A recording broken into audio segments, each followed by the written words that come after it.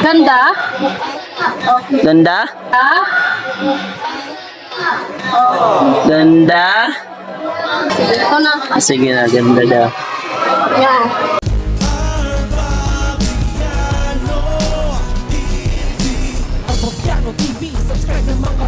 Yun mga inaanak ano, dito kami ngayon sa SM Manila sa 3rd floor at bibili po kami ng sapatos para kay Raiden dahil mag-i-school na po siya ng daycare. Anong gusto mo? Ayan, anong size yan ma? 9. 9. Wow, Raiden na, mag-i-school na Raiden na. Ang ganda. 1. Ay na lang. Hindi maano sa kanya. Ay na. Nahutit niya dito. Mano malapad. Malapad kasi. Malapad yung paa niya. Oo, ayan o, tignan mo. Sikip. Dito okay lang kasi medyo ano pa. Oo nga no. Dito niya lang masikip.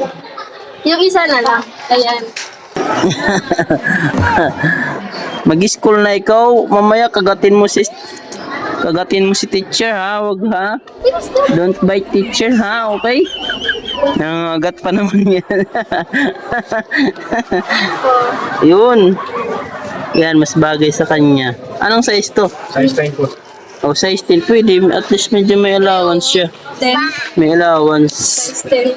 Mak, ay, naku, batang to. Wala na. Ay, bagay sa kanya. Oh, mas bagay yan. Okay na yan, yan na lang. Ito na lang. Magkano ito ma? Mayroon nga. May allowance pa yung paa niya? Sukatin mo ng maayos. Baka walang allowance. Kasi hindi ko na ano yung sa ilalim niya. Saan pa ba dito yung paa? Tingin, tingin. Ikaw nga, ikaw. Ikaw marunong pa. Ayan, meron. Malaki pa. Oo. No? Sanak. Oo, meron nung may allowance. Nay? Okay na? Ganda? Ganda? Ah?